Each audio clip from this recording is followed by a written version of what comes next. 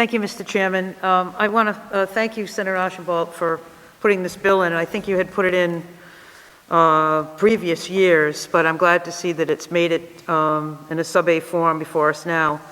As you know, there are some communities, some towns in Rhode Island that do exempt farmland altogether, but they're few and far between, and I think this is a good step to help the last remaining dairy farmers in Rhode Island. And I congratulate you on bringing this forward to help agriculture in Rhode Island. Thanks again, Senator, and I fully support it. Thank you, Madam Chair. Thank you. Senator Seveny. Thanks, Mr. Chairman. You know, this is a huge problem, and I think this is a great solution, albeit a partial solution, to some of the issues that our farmers face.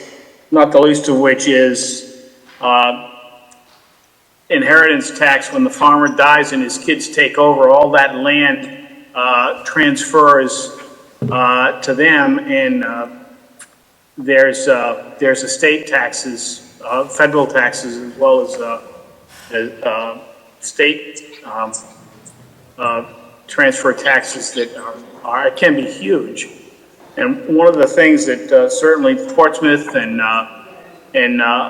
Middletown, the land trusts in the area try to do deals with the farmers and with their fundraising capability to purchase conservation easements on those farms that allow the farm to continue as long as someone wishes to farm the land.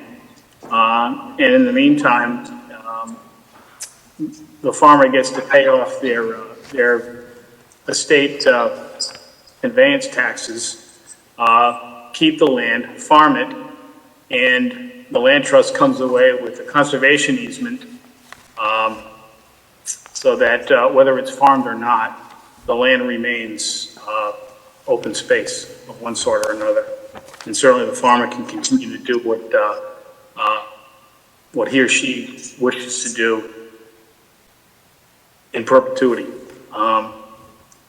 So anything we can do to ease these burdens, I think, is really, really important. And certainly, you know, at one point in time, we had hundreds and hundreds of farms, and as Senator Archambault is pointing out, many of those farms have disappeared. And with their disappearance comes all sorts of environmental issues related to water quality, congestion. Here on Aquidneck Island, we have a huge issue with transportation congested roadways because of the population growth and the fact that farms have disappeared, and in their place are many, many houses. So I'm all for this. Good on you, Steve. You know, whatever I can do to help. Thank you. Thank you so much. Thank you, Senator. Thank you, Senator Palma. Senator Murray. Thank you, Mr. Chairman. I just wanted to also offer my thanks for this bill. Most folks would not realize that there is a dairy farm in District 24. But thank you, Senator Archambault, for giving a shout out to Wrights. They have the best ice cream in the state, in my opinion, my humble opinion. Amen. But Sure do. they're amazing. If you can get there, definitely get there. But you know, we'll hold on that. They have been there for as long as I can remember. They are a really important part of the district, and we need to do everything that we can to protect folks who make their living this way. So I just wanted to thank you for putting forth this legislation. Thank you, Senator. Are there any other questions or comments from members of the committee? Okay. We do have one individual signed up to testify. It is Heidi Quinn from the Rhode Island Farm Bureau in support.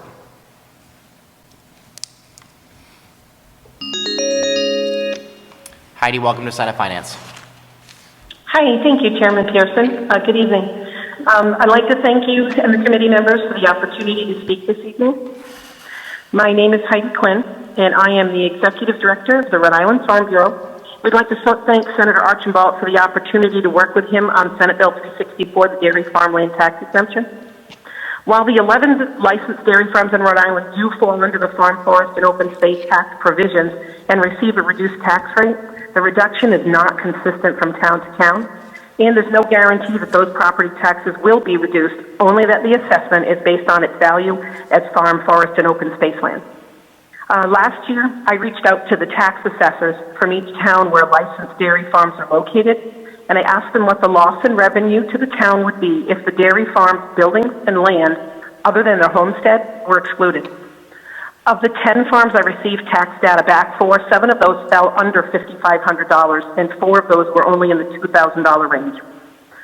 Over the last few decades, milk prices to the producer have continued to drop below the cost of production as costs of equipment, feed, and animal care continue to rise.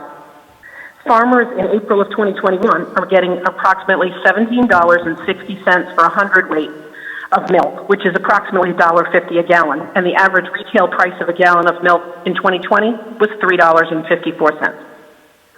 In 1980, farmers were getting $15 for a hundredweight, and that equals approximately $1.29 a gallon. Yet the average retail price of a gallon of whole milk in 1980 was just $1.65.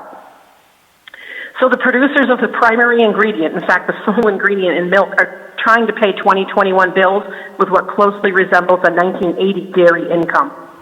Even in the last 2 years, milk prices have ranged from a low of $11 a hundredweight up to a high of $24.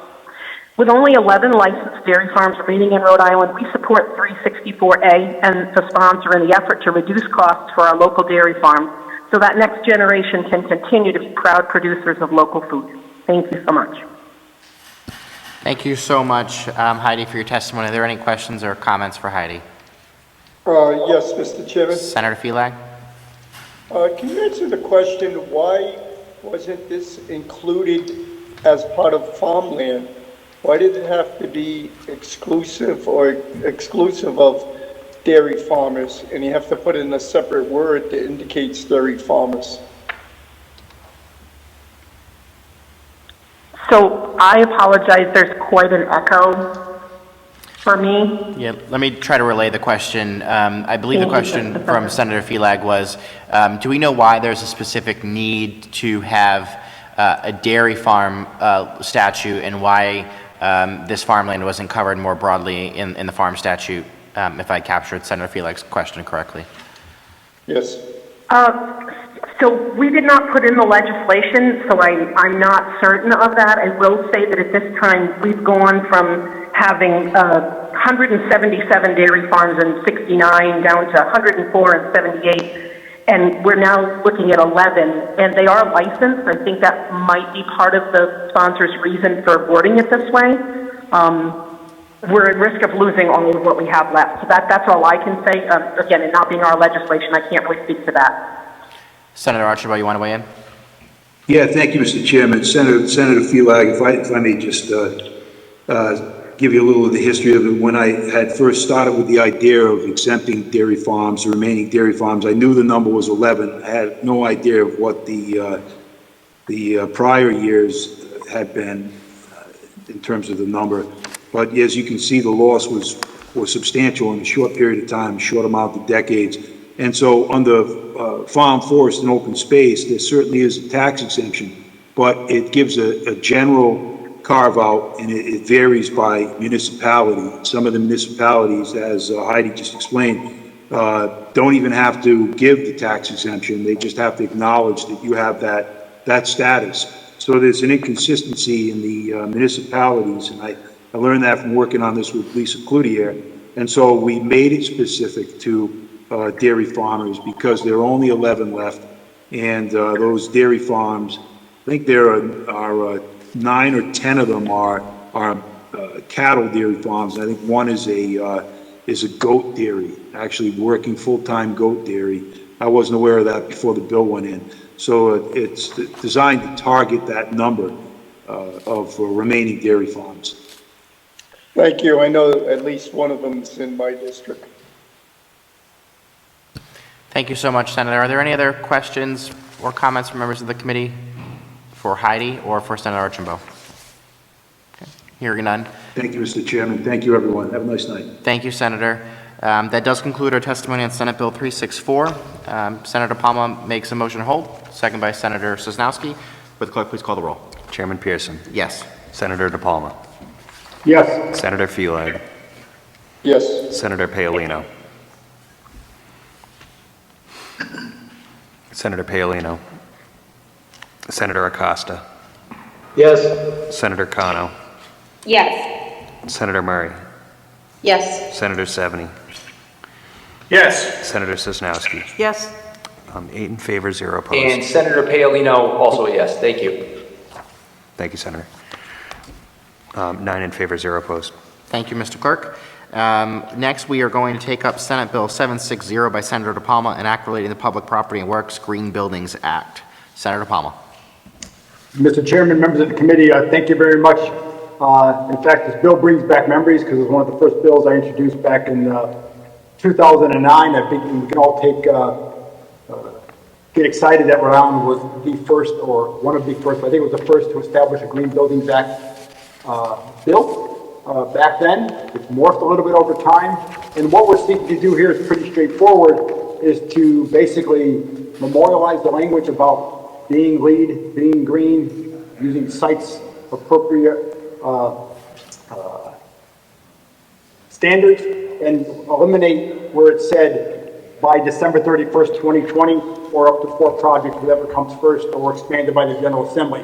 Basically what we're doing is we're cleaning that up. So the Green Buildings Act standards and bill that we put in place initially in 2009, modified it once in the middle there and again in 2017, will in fact be and exist in perpetuity until changed again because of the success we had. This clearly ties to all of the climate work that we've been doing, the Act of Climate 2021, resiliency, etc.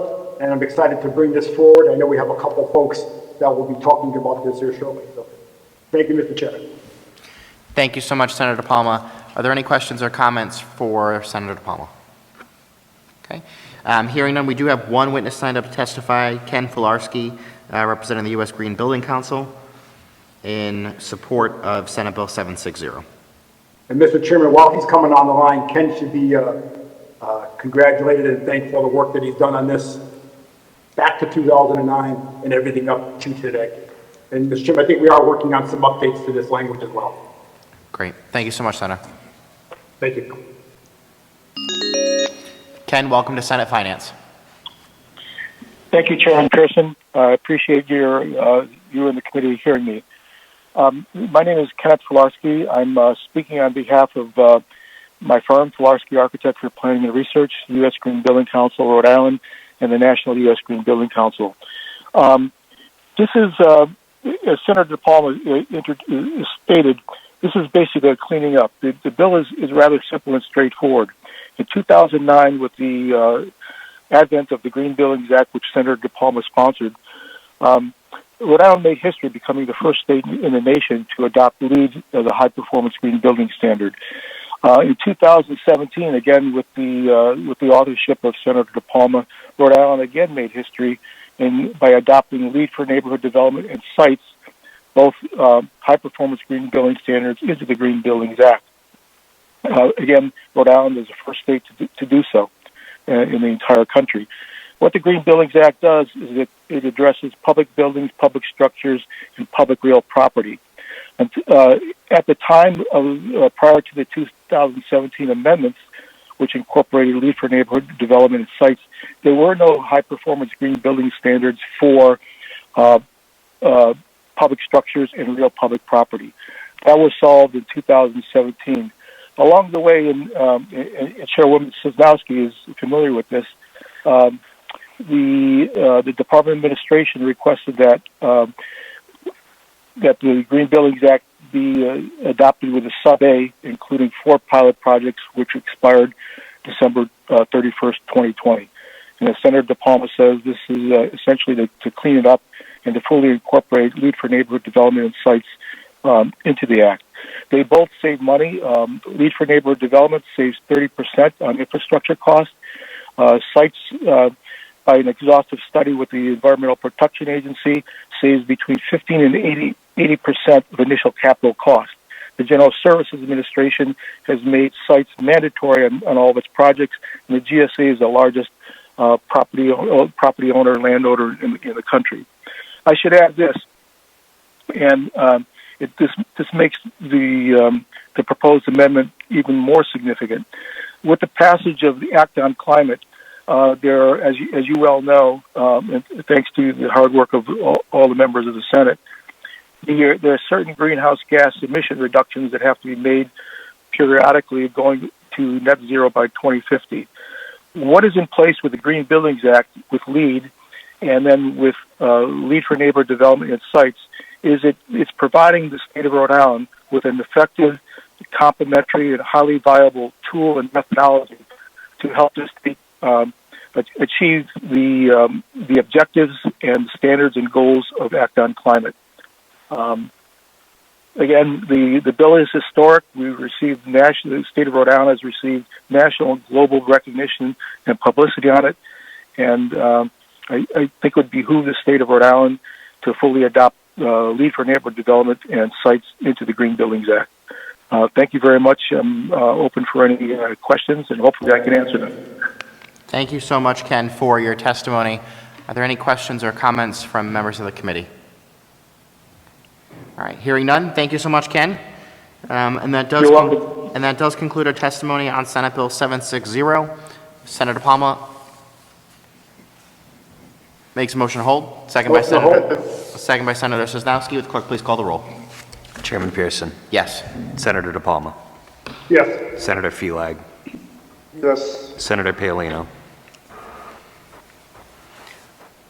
Senator Paolino. Senator Acosta.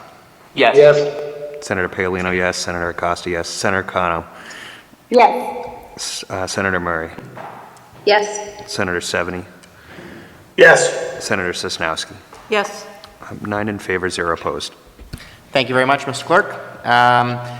It appears we have several of our members that are not on the committee joining us, and I think I saw Senator DeMario, unless She's back on HHS. she's back in HHS. Okay, we're going to keep moving around.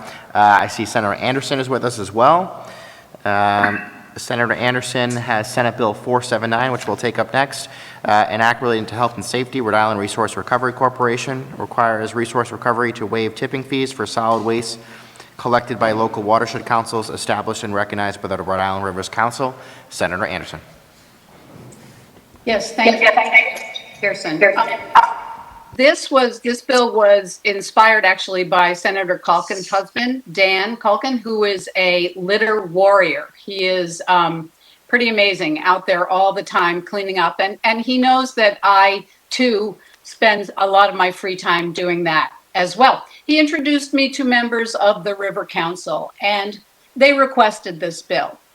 I don't know if anyone had a chance to watch the video on the, I've got to, Winasquawtucket, I'm very bad at pronouncing that, council that does amazing work, and that most of them are volunteers. They are taking a huge amount of trash out of our parks that then get in our waterways. They're on the riverbanks taking trash off. And all of this is done for free. And it really benefits the municipalities because they don't have to pay for this to be done. They're dedicated. They've done it year after year after year.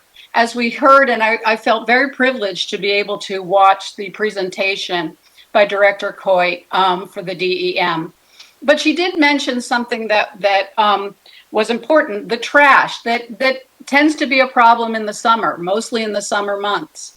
And she talked about Westerly having to hire extra personnel and having to, employ different kinds of resources, additional resources that not every town has to be able to deal with the trash. The river councils, the watershed councils are doing this without being paid. So I felt it was, they had asked me for this, to submit this, that if we could waive the fees, that they have all limited budgets, so to waive the fees at the tipping station at Resource and Recovery, that would really help them with the other programs they're doing. I know that Resource and Recovery already has a program in place. It's limited, though. It's limited to just about 3 months of the year and doesn't include the summer months. It stops on June 1st, and then it is taken up on September 1st. So at least I'd like to see it expanded. We can amend the bill to cover the summer months and perhaps other organizations. So there'll be people from the river councils that will be testifying on this. Thank you so much, Senator. Are there any questions or comments for Senator Anderson? Okay. Hearing none, we do have several individuals signed up to testify on this legislation. The first individual signed up is Greg Garrett with Friends in support of Senate Bill 479. Greg, welcome to Senate Finance. Thank you. It's good to be here. My name is Greg Garrett. I am the watershed steward for the Mashassack River, and we have been doing cleanups along the Mashassack for 24 years practically, maybe 23. I can't count that high anymore. And that's always been an issue is where do we send the trash when we do a cleanup? When we've done them in Pawtucket, we've worked with the town, and the town Department of Public Works has been incredibly generous and taken the stuff. We did one last Saturday, and they actually picked it up and took it over to their transfer station. You know, in Providence, when they do them, there's been like City Earth Day, and the city will do this. But it's still, if you want to do it any time other than, like Earth Day, it's hard to arrange getting the trash picked up, and then where do you take it? Who's going to pay the tipping fees? So we would love to see a law that says, resource recovery as part of its public duties will accept these for free. I mean, it's a small amount of trash compared to the overall amount of trash that resource recovery deals with each year. And this is something that really helps everybody, communities, neighborhoods, and so we just think that, we support the idea that this would be free for groups that do this as part of, their volunteer duties. That's all I got to say. I'm happy to take questions. Thank you so much, Greg. Are there any questions or comments from members of the committee? Hearing none. Greg, thank you so much. Thank you. Take care. Next to testify is going to be Eugenia Marks, representing herself in support of Senate Bill 479.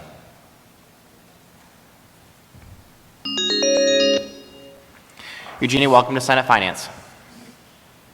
Thank you, Chairman Pearson and members of the committee. I think that the most pertinent part of my testimony will be as the job I had for 35 years as policy director for the Audubon Society, during which time I was the state coordinator for the International Coastal Cleanup.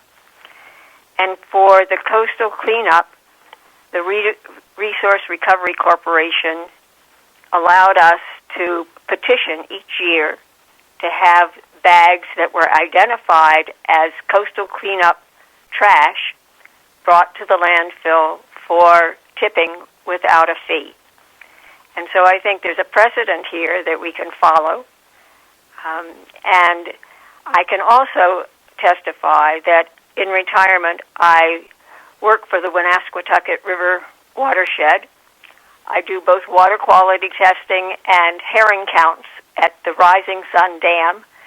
The Winasquawtucket is the river that runs underneath the mall and through Water Place Park, right at the bottom of the hill where you are.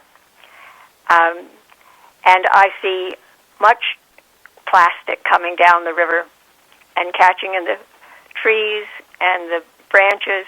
And I know the work of the Winasquawtucket Watershed Council and the terrific job they do in picking that up. I believe another member of the council will speak to the volumes of trash that they have picked up. So again, there is precedent for a waiver of fees at Rhode Island Resource Recovery Corporation, and I thank Senator Anderson for introducing this bill and commend the work of the Rivers Council. Thank you very much for this opportunity to speak. Thank you so much. Are there any questions or comments for Eugenia? Hearing none, thank you so much. Next you. testify is going to be John Marsland, representing Blackstone River Watershed Council and Friends of the Blackstone in support.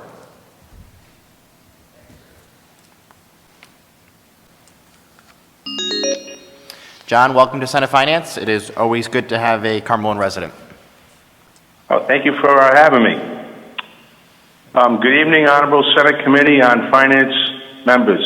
My name is John Marsland. I am president of the Blackstone River Watershed Council, a 100% volunteer organization. The Blackstone River Watershed Council strongly supports the Senate Bill number 479 that would require resource recovery to waive tipping fees for local watershed councils. Founded in 1990, the Blackstone River Watershed Council is recognized by the Rhode Island Rivers Council as the local watershed council. As stewards of the Blackstone River, we organize community cleanups on a year-round basis. Litter from stormwater runoff and unlawful disposal of trash is a constant battle. The most difficult aspect of the community cleanup is the trash disposal. On April 14th, the Blackstone River Watershed Council Earth Day cleanup had 30 volunteers, and we cleaned 28 tires and 3,560 pounds of trash from the Valley Falls Marsh. In-kind value of labor for this cleanup was $3,000. Municipalities and the state cannot afford to clean the areas watershed councils clean. It is we the people that are doing it. Support for Bill number 479 would help with our volunteer efforts. I urge the Senate Committee on Finance to support Bill number 479, and I thank the committee for hearing this testimony. Have a good evening. Thank you so much, John. Are there any questions or comments from members of the committee? Hearing none. Thanks again, John. Oh, you're welcome. Thank you. Okay. Also signed up to testify, but we were not able to reach Richard Barker Grant, representing the Narrow River Preservation Association in support of the legislation. And also signed up to testify is going to be Veronica Boronsky, representing the Rhode Island Rivers Council in support of Senate Bill 479.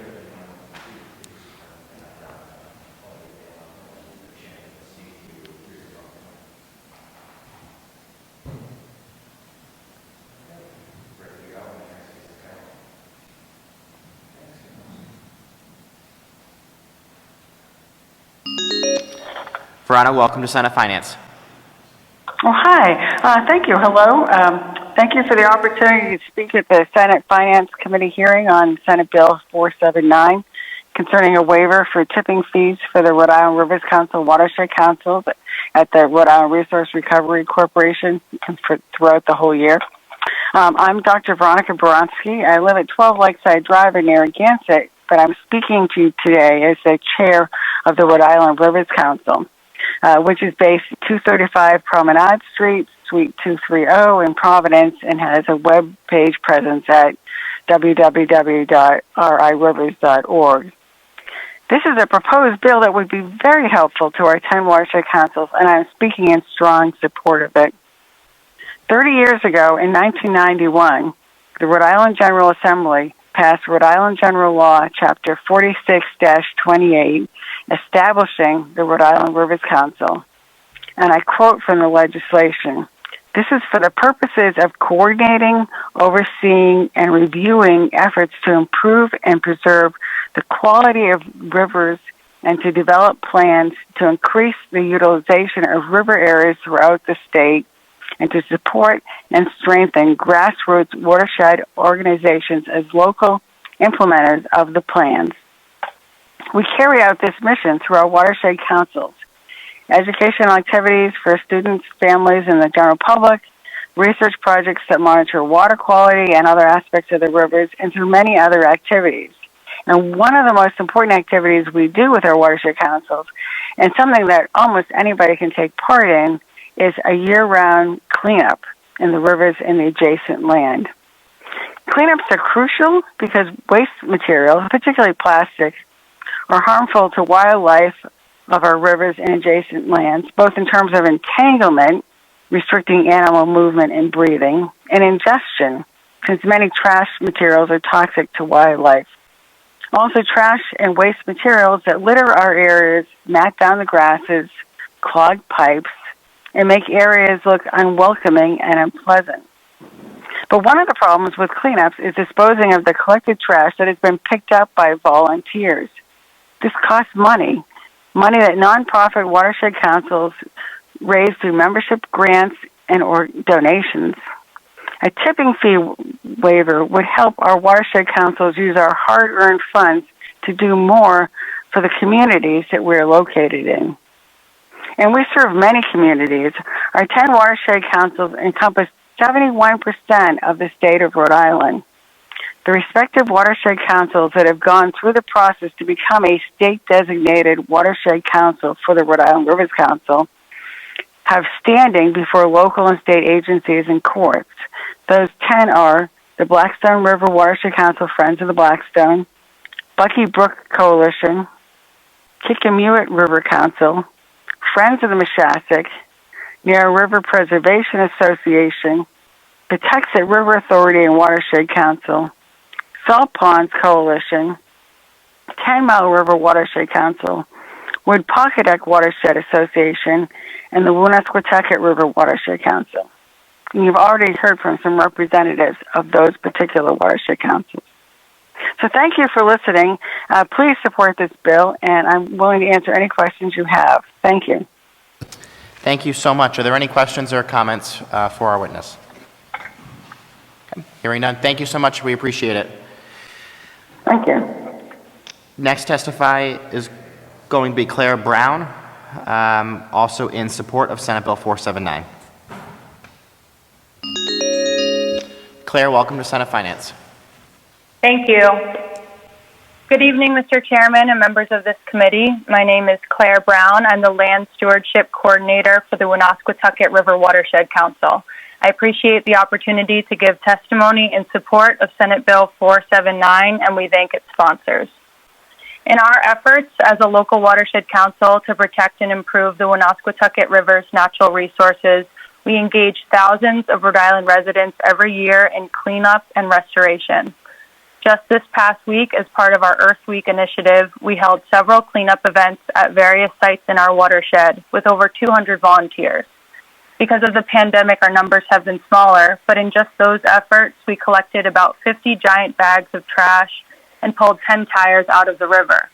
In past years, we've picked up approximately 770 bags of litter and 225 tires over the course of a year. Trash and floatable debris have been a constant problem in our watershed, and there's been a very long history of illegal dumping. So we are oftentimes removing waste that has been there for years and years. This trash has negative impacts on health and quality of life in the watershed. For those reasons, and as no entity is charged with cleaning the river, we are constantly facilitating these cleanup efforts or being approached by community members and groups to do so.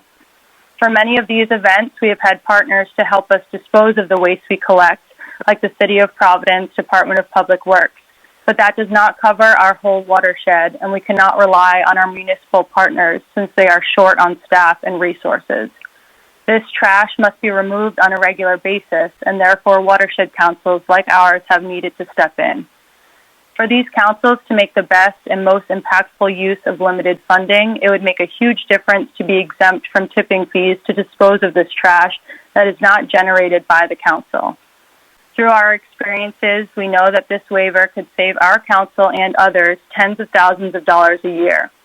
Our council has begun work on an anti-litter campaign to work towards eliminating this issue, and those resources could be used to partner with the state on an initiative that is so desperately needed. We urge the committee to pass this bill, and I thank you for your time. Thank you so much, Claire. Are there any other questions or comments from members of the committee? Hearing none. Thank you so much, Claire. Thank you. Next testify is going to be Robert Nero with the Patuxent River Authority in support of Senate Bill 479.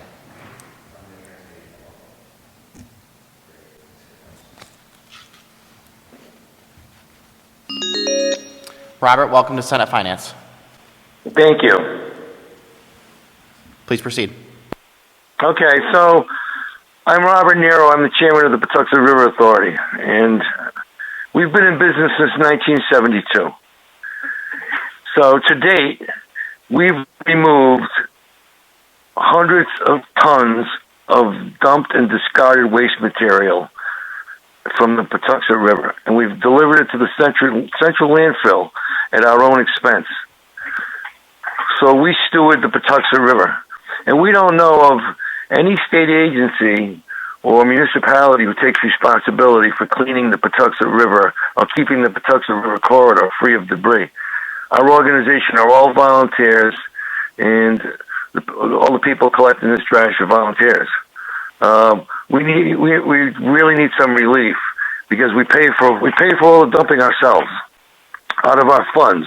Our annual budget's $25,000 a year. With that, we have to maintain an office. We have a vehicle, and we are a quasi-public agency. Our enabling legislation is the statute 46-24. But we are taxed to bring waste material to the landfill. So we're hoping we can get some sort of relief for that. Any questions? Does not appear we have any questions. Thank you so much for your testimony. We do appreciate it. Okay. All right. Thank you so much. Thank you. Bye-bye. That does conclude our testimony on Senate Bill 479. We do not have any other witnesses signed up. Senator Sosnowski Move to hold. makes a motion to hold, second by Senator Felag. Will the clerk please call the roll? Chairman Pearson. Yes. Senator dePalma. Yes. Senator Felag. Yes. Senator Paolino. Yes. Senator Acosta. Yes. Senator Cano. Yes. Senator Murray. Yes. Senator Seveny. Yes. Senator Sosnowski. Yes. 9 in favor, 0 opposed. Thank you so much, Mr. Clerk. We will hold Senate Bill 479. And thank you so much, Senator Anderson, for joining us. Thank you so much to the committee for your time. Thank you. Next, we will take up Senate Bill 762 by Senator DeMario, an act relating to state affairs and government, Department of Environmental Management. Senator DeMario. Thank you so much, Mr. Chairman, and thank you for the opportunity to present this bill before the Finance Committee tonight. So this is a little fix that lives within a bigger problem. So I want to just acknowledge that in starting out. So the intent of this bill is to remove barriers for families to be able to access our beaches. We live in the Ocean State, and there are a lot of kids statewide who have never had the opportunity to go to the beach. Why is this important? For a number of reasons. Why do we all like to go to the beach? Apply all of those reasons first. But in addition, when you're talking about kids and families, there are sensory opportunities that enhance child development.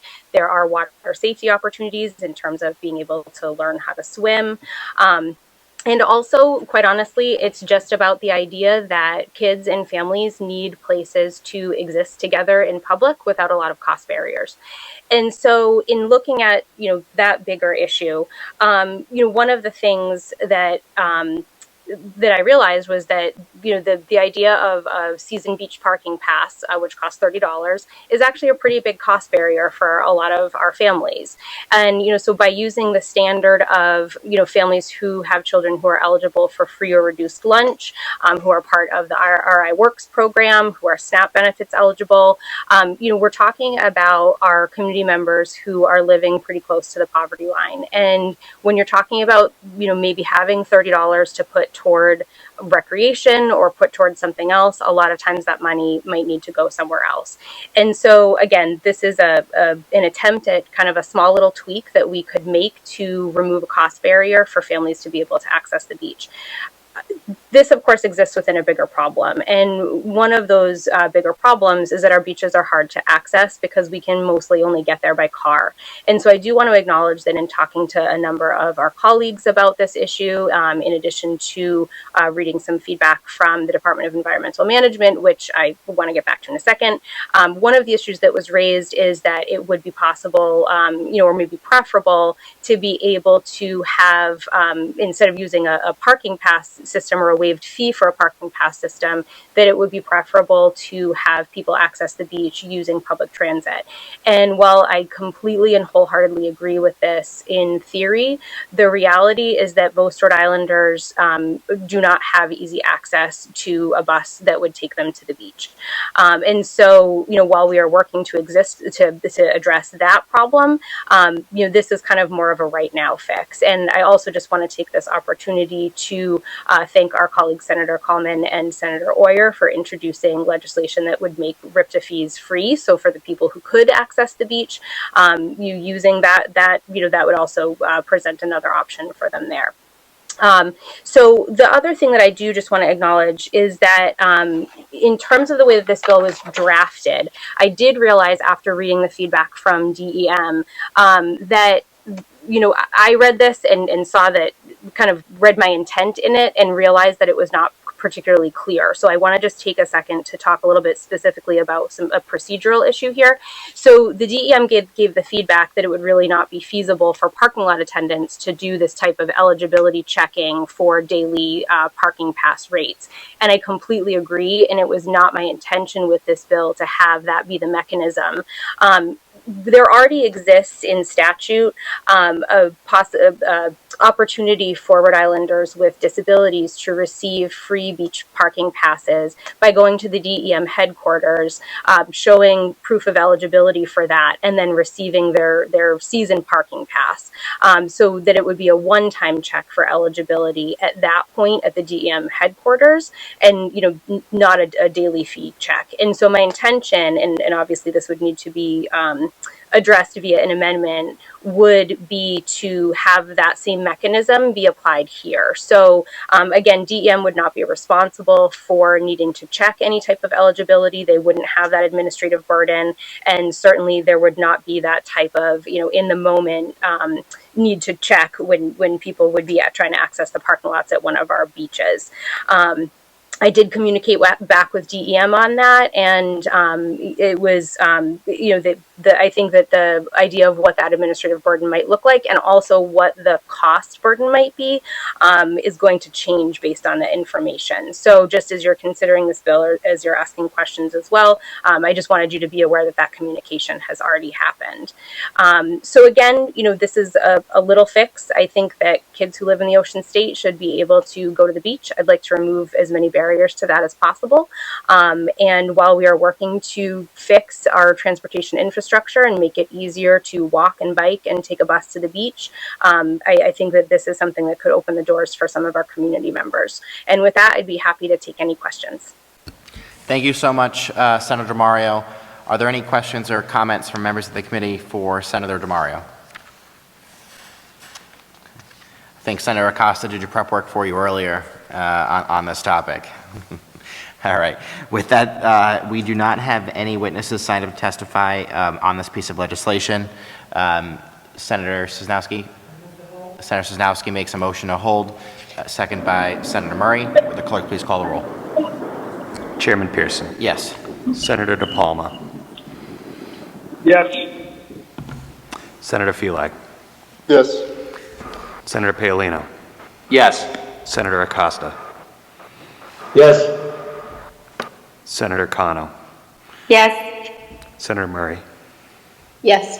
Senator Seveny. Yes. Senator Sosnowski. Yes. 9 in favor, 0 opposed. Thank you very much, Mr. Clerk. Senator Mario, thank you so much for joining us this evening, and we look forward to working with you on this. I appreciate it. Thanks so much. Thank you. Take care. Let me just check one thing. Okay.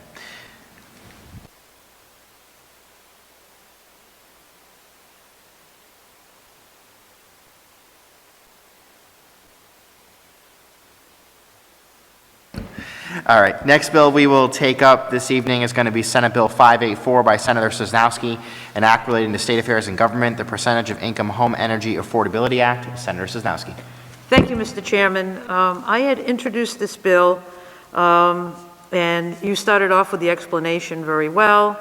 It would create the Percentage of Income Home Energy Affordability Program, an income-sensitive tiered subsidy program to ensure that home energy utility costs are affordable for eligible low-income households.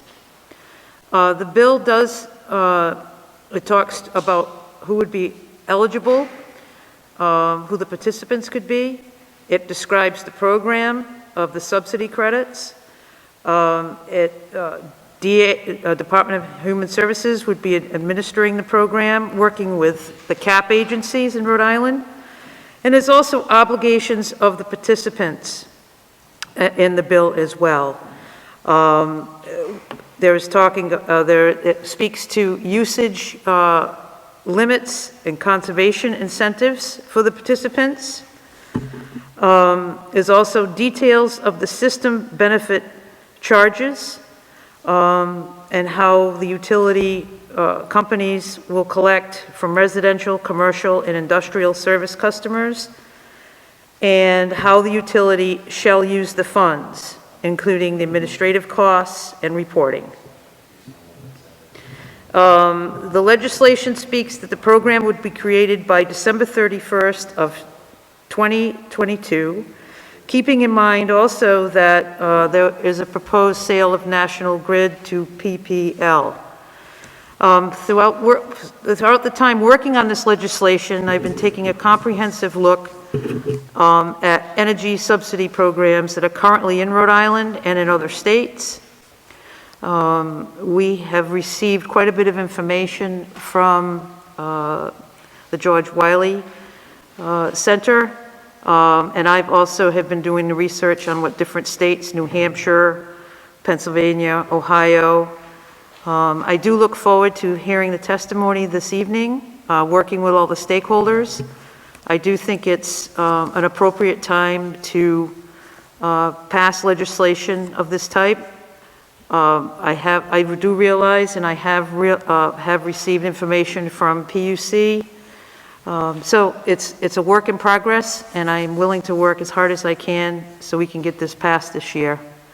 So any questions? I'd be glad to answer anything that I can. Thank you. Thank you so much, Senator Sosnowski. Are there any questions or comments from members of the committee for Senator Sosnowski? Okay. All right, hearing no questions at this time, we do have a substantial number of witnesses signed up to testify on this piece of legislation. So for those who have signed up, I would just ask if you could please attempt to keep your remarks to no longer than 3 minutes. Please don't be repetitive. If someone has already said the same thing, we would appreciate if you could confine your remarks to anything new or anything specific that you may want to bring up, just so that we can make sure that we're able to hear from all the individuals that did sign up to testify this evening. We will begin our testimony this evening with Matthew Gunnup, representing Local 580 with SEIU and AFL-CIO in support of Senate Bill 584. Matt, welcome to Senate Finance. Thank you. Good evening, Chair and members of the committee. My name is Matthew Gunnup. As the hour is late, I will keep my testimony short. I am president of SEIU Local 580. Our child protective investigators at DC West have seen firsthand how the pandemic has further exposed the economic disparities experienced by low-income families. There's a correlation between economic insecurity and higher likelihood of child neglect. By passing this legislation, we can make Rhode Island's most vulnerable children safer by ensuring that the basic need of having access to affordable utilities is met. Thank you for your time. Thank you, Matt. We do appreciate your testimony. Next to testify is going to be David Valise with the Rhode Island Interfaith Coalition to Reduce Poverty in support of Senate Bill 584. David, welcome to Senate Finance. Thank you, Chairperson and committee members. My name is David Valise. I am the director of the Rhode Island Interfaith Coalition to Reduce Poverty. and the Environmental Justice Chair of the Rhode Island Sierra Club. Excuse me one second. I am here tonight to support Senate Bill 584, which would create a percentage of income payment plan. Thank you to Senator Sosnowski and all the other senators who supported it. The fact is that many Rhode Islanders struggle to pay utilities. Data has shown that Rhode Island has some of the highest rates in the country. This has devastating impacts on low-income Rhode Islanders. Imagine having to make an unimaginable choice whether to feed your child or to keep them warm. It has always baffled me why we have the system in place that would literally shut the lights off on people. This isn't about people who refuse to pay their bills. This is about people who are not able to. This is about fighting poverty and inequality and the belief that I and many advocates share that utilities are a human right, not a privilege. This pandemic has also shown us that the need for the percentage income payment plan. People are home more, working from home. Students are distance learning, and more relying on utilities. This comes at a cost that disproportionately impacts poor communities that are already facing increased food insecurity, housing insecurity, and joblessness. I don't only believe this as an advocate, but as someone who grew up in poverty and has often struggled to make ends meet, even while working a full-time job. Even as currently as a few years ago, I couldn't afford utilities in Rhode Island and had to seek help. In closing, this is about prioritizing people over energy companies. This is about who we value and protect in our state. This is about helping the most vulnerable in our state. We must pass this legislation. We have a moral obligation to help lift people out of poverty. Thank you for your time. Thank you for, in advance for passing this bill and for supporting families in Rhode Island. And although I didn't mention it, please also pass Bill 762, which will provide all Rhode Islanders with equal access to our wonderful beaches. Thank you. Thank you so much, David, for your testimony tonight. We do appreciate it. Have a good night. Thank you. Next to testify is going to be Kevin McElroy with the George Wiley Center in support.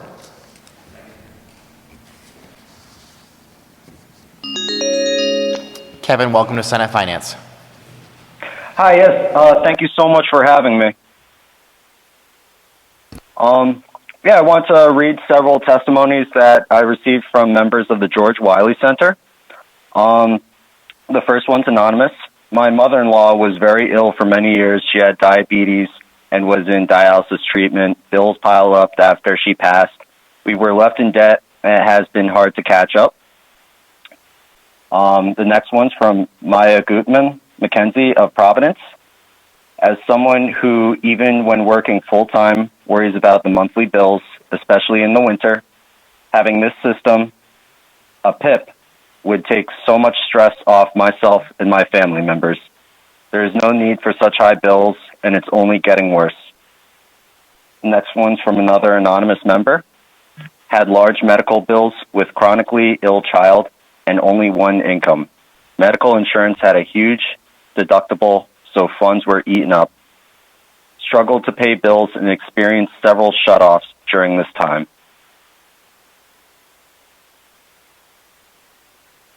Thank you so much for your time. No, thank you so much for your testimony, Kevin. We do appreciate it. Next testify is going to be Emma Booten, also in support of the legislation.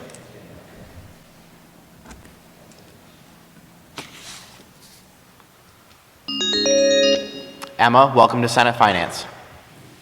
Hi, my name is Emma Boughton. I live at 153 William Street, and I'm calling in support of Senate Bill 584. And I imagine that many of you, like me, are sitting at home right now or will go home tonight to a warm house. And you may be able to take a hot shower at the end of the stressful day or watch TV in a well-lit room and turn the thermostat up if you want. And I think it's completely unacceptable that anyone in Rhode Island should have to go without these most basic needs. It is sickening that families have to choose between paying their energy bill and putting food on the table for their kids, between heating and paying for medication. These are impossible choices, and our state must do better. We have plenty of money on the table as a state to ensure that anyone in Rhode Island can afford their utilities and avoid the trauma of having these services shut off. This is about our priorities, and as a constituent, I am demanding that you make the right choice here. Rhode Island is stuck behind the rest of the country on this issue. We are fifth worst in the nation for low-income energy burden. Residents are paying unacceptably high amounts of their income on utilities, forcing families into these impossible decisions. As senators on this committee, you have the power to alleviate the stress and burden that low-income families across our state face. Grassroots community organizations have been fighting for years for this change. It's time you stop ignoring the needs of low-income Black and Brown Rhode Islanders and finally pass Senate Bill 584. Your constituents are watching you and expect you to make the right decision. Thank you so much, Emma, for your testimony. We do appreciate it. The next to testify is going to be Lillian Kirby with the George Wiley Center in support.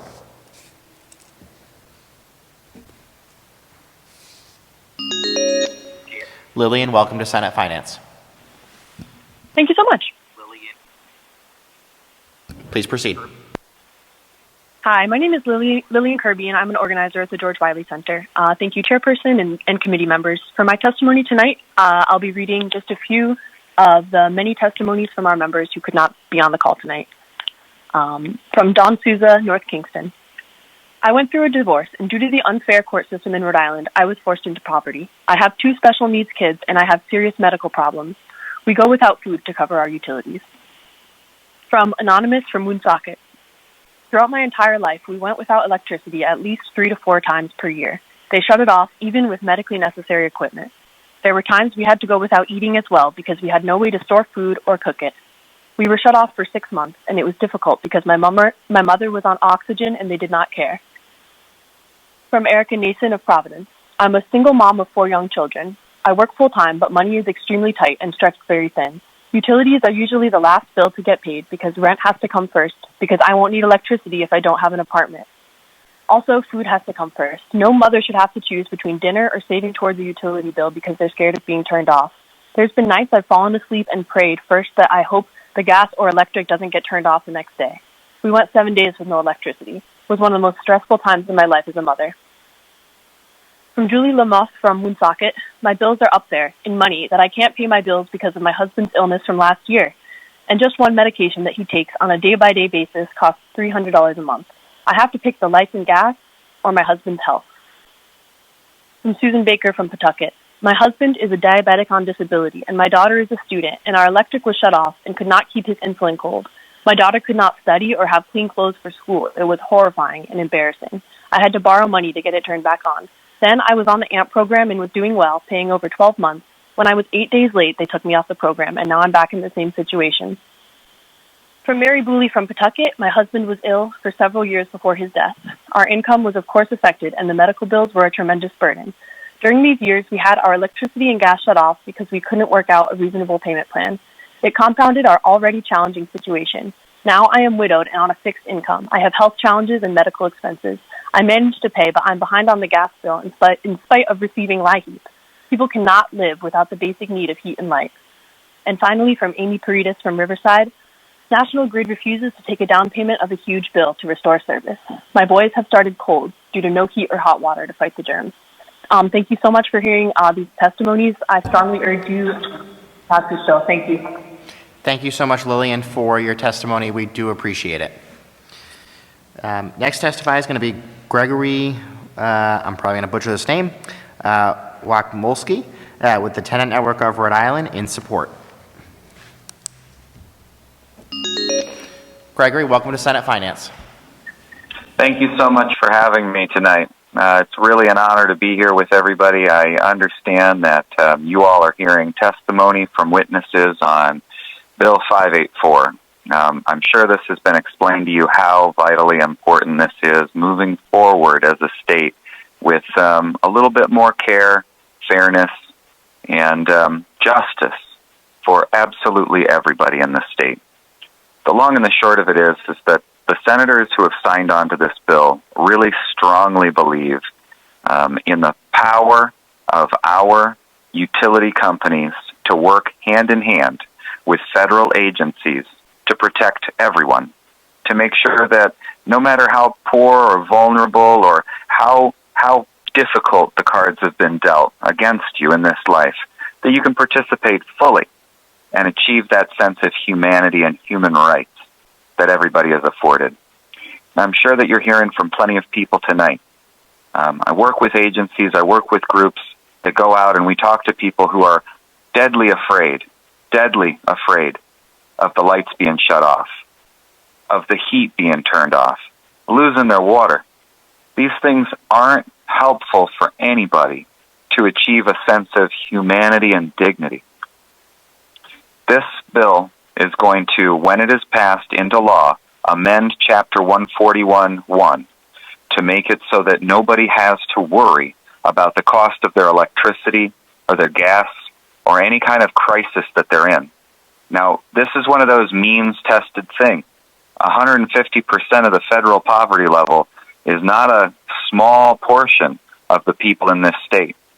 So this is going to cover an awful lot of folks. And by pegging it to income at a 1 to 4% level, which I believe this seeks to achieve, you're also not going to be turning anything over in an undue or unnecessary fashion for people to take advantage of. This is the opposite of that.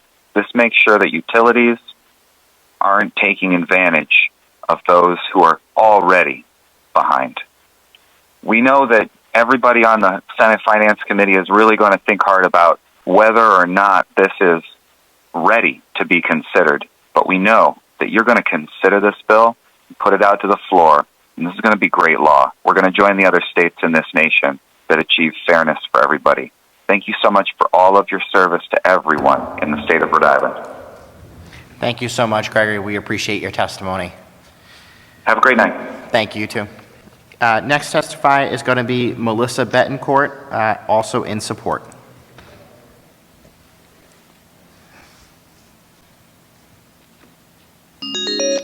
Melissa, welcome to Senate Finance.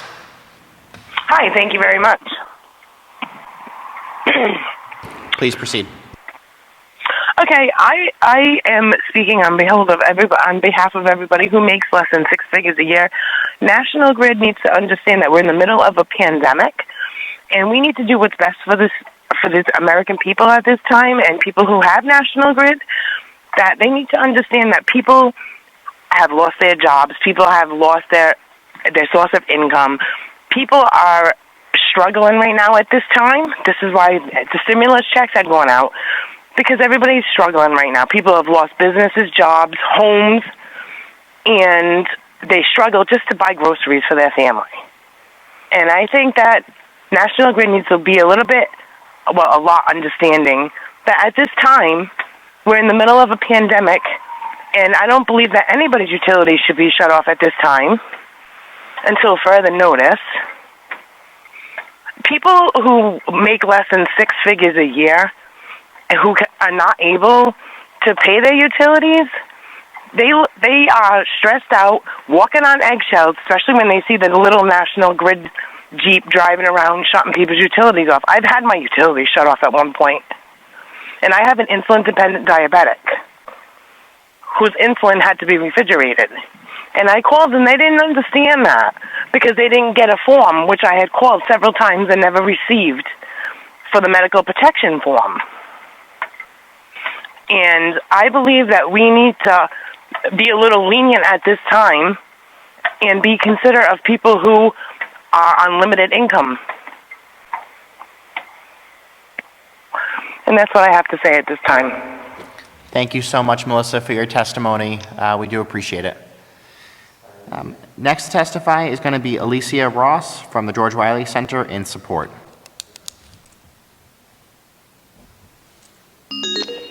Alicia, welcome to Senate Finance. Hi, how are you? Very well, thank you. Please proceed. Yes, so my name is Alicia Ross, and I'm an organizer at the George Wiley Center. And I've been there for about 4 years, and I've started, when we started to wanting to get this PIP passed, the bill passed. I feel as though that it needs to pass because, especially now because of this pandemic, people are hardly working. People can hardly even feed themselves or pay rent. That's why they're having all these different programs to help people to get back on their feet. And with this bill is passed, it will help all the Rhode Island households to be able to, it will cut everything down like to 2 to 4%, and that will help. Even if it's a 2-parent household, people are still struggling. And a lot of the times people, they need these utilities.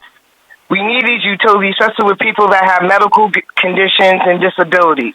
And sometimes, you know, working at the George Wiley Center, I deal with a lot of clients that come in with like high bills and everything, and then National Grid has been trying to work with them. And sometimes I've dealt with a few people where they had to either make a choice of paying rent, buying food, or keeping their utilities on. So I feel as though we need to pass this bill.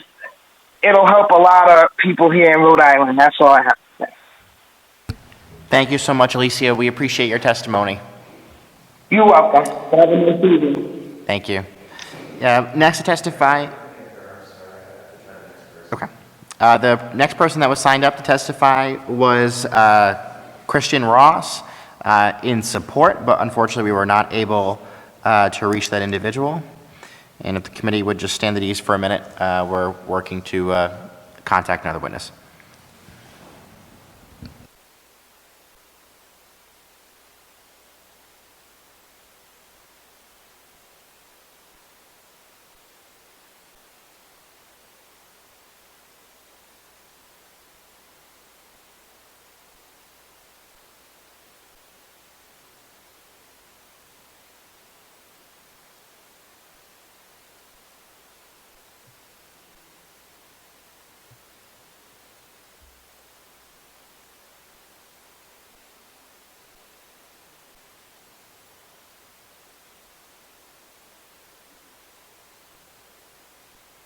Also signed up to testify, but unfortunately not able to testify this evening is Lynn Keeney, also in support of the legislation.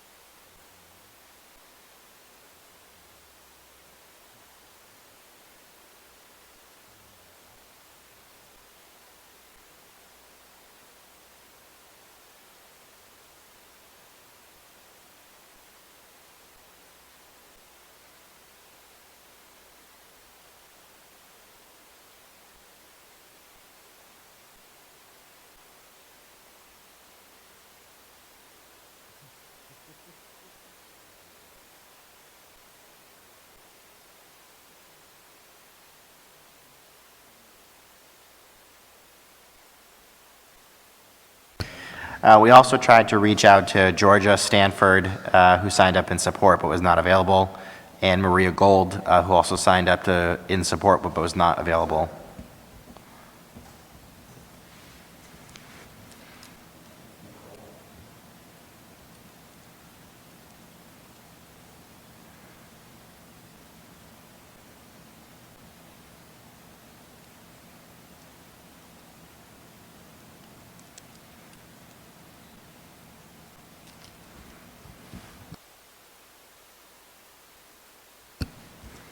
Next testify is going to be Nicole Lena DiPaolo with the National Wildlife Federation in support. Nicole, welcome to Senate Finance. Thank you so much. Good evening, Chair, members of the committee. Thank you so much for this opportunity to testify on behalf of the National Wildlife Federation in support of Senate Bill 0584, an act relating to state affairs and government, the Percentage of Home Income Energy Affordability Act. I'm very proud to testify in support of this bill. Rhode Islanders pay higher rates for utilities than any state in the nation except for Hawaii, and over 10% of our residents live in poverty. Where across the nation, households typically spend 2.3% of their income on utilities, low-income households spend 3 times as much and pay a median of $1,800 out of a $25,000 income per year. Now, that is just the median. Some families pay even more than that, and every year there are low-income Rhode Islanders that have to choose between feeding their families and keeping the lights on. Rhode Island has experienced multiple rate hikes since the COVID-19 pandemic, and these statistics have likely gotten worse. It is very likely that each one of you has constituents that struggle with this life-threatening issue, which each year results in fatalities, children being separated from their parents, and adverse health and social impacts of not being able to meet their basic needs. This legislation will ease these inhumane circumstances by simply securing an equitable and predictable rate for utilities, which are a basic human right. This is an issue that disproportionately impacts people of color. The utility burden is worse in African American households that experience a median energy burden of 64% greater than white households and Latino households. And Latino households had a median burden of 24% greater than white households. This is just not fair. This burden overlaps and compounds with other adversities that these folks face. Higher utilities are often results of living in older, less efficient homes that require more heating and cooling, and barriers to upgrading housing due to renting. But lenders deny mortgages for Black applicants at a rate of 80% higher than white applicants, making it even harder to overcome these barriers. According to 2020 data from the Home Mortgage Disclosure Act, lenders deny mortgages for Black applicants at a rate 80% higher than white applicants. Not only that, but minority populations are likely to live in historically red-line districts that are now the hottest areas with the highest levels of pollution. These neighborhoods can be as much as 12.5 degrees higher than non-red-line districts. This results in premature death, higher risks of heat stroke and other heat-related illness, with the greatest risk to vulnerable populations whose homes lack air conditioning or adequate ventilation. It also contributes to adverse developmental, reproductive, and carcinogenic effects. And as said by Vernice Miller-Travis, Executive Vice President of the Metropolitan Group and one of the nation's pioneering and respected thought leaders about the interplay of civil rights and environmental policy, African Americans begin to feel these effects in utero. When these same folks experience shut-off, it can result in the loss of life-saving devices such as respirators and medicines requiring refrigeration, which we heard about many times this evening. Transitioning to renewable energy is essential for removing the health impacts of pollution, but in doing so that we must ensure that energy options are affordable and accessible to ratepayers. A percentage income payment plan is foundational to that. And the need for renewable energy, and specifically offshore wind, to tackle these intersecting crises is becoming popular belief.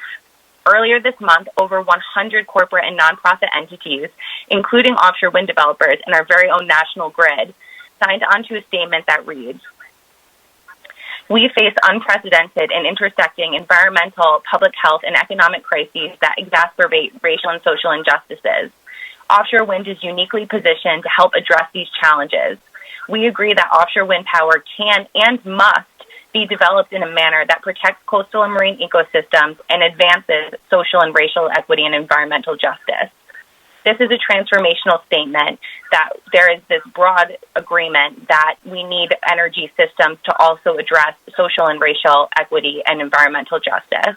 And so to answer this call to do so in offshore wind energy, we must first ensure access to affordable, safe energy as a basic human right.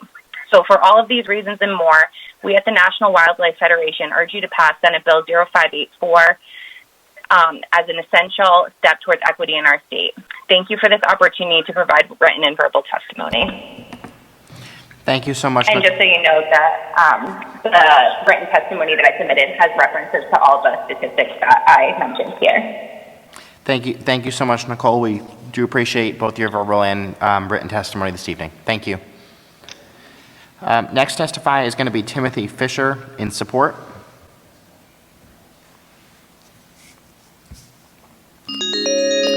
Timothy, welcome to Senate Finance. Thank you. I appreciate your time. And I'm a social work student, and I'll be getting my MSW really soon. I work with people experiencing homelessness, and I just want to testify in support of PIP. I see a lot of people who fall behind on their utility bills, and it's one of the contributors to them becoming homeless. And it's just common sense legislation. It's been in Rhode Island before. I'm not sure what the hesitancy is. For those of you who are hesitant, I encourage you to research PIP. And it's just been stuck in committee for too long. There's simply not enough assistance. For example, like LIHEAP assistance. The Congressional Research Service, which is nonpartisan, estimates about 22% of people who are eligible for LIHEAP receive it. This PIP bill would do a lot for those who are eligible and able to secure it. And that's about it. I appreciate your time. I encourage you to speak to the community and experts on this issue, and I hope that the right thing is done soon. Thank you. Thank you so much, Timothy. We appreciate your testimony this evening. Next testify is going to be Everett Pope, also in support.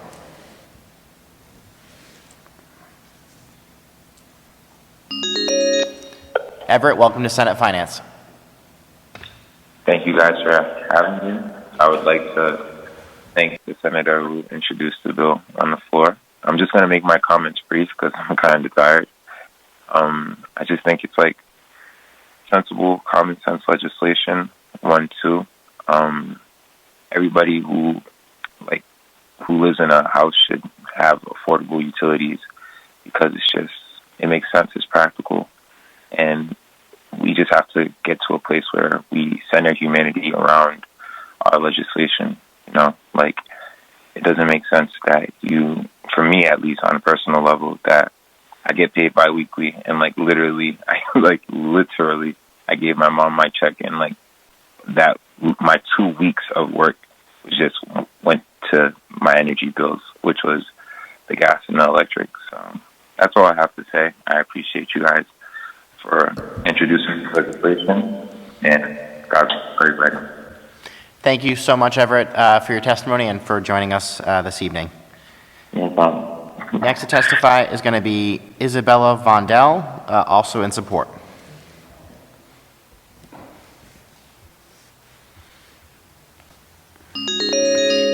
Isabella, welcome to Senate Finance.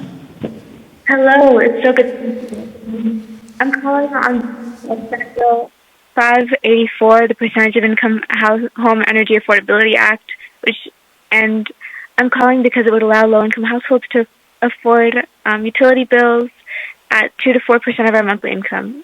Every day that PIP is not in place in Rhode Island, low-income families are paying disproportionate percentages of their monthly income towards utility bills. These unaffordable prices can force households to choose between energy bills and other necessities like food, rent, medical care, worsening chronic health, and housing insecurity. In addition, thousands of Rhode Island households go through the trauma of termination every year.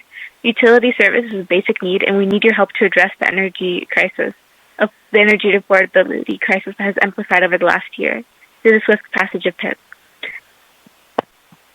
I personally am calling on behalf of this bill because it's ridiculous how much energy and gas is in Rhode Island, and even in we're in a pandemic, we have a $10 minimum wage basically.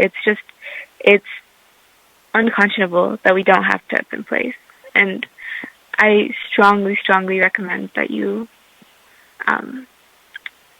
support this bill. Thank you. Thank you so much, Isabella. We do appreciate your testimony this evening. I know especially Senator Acosta does. Next to testify is Alexandria Gonzalez, also in support of the legislation.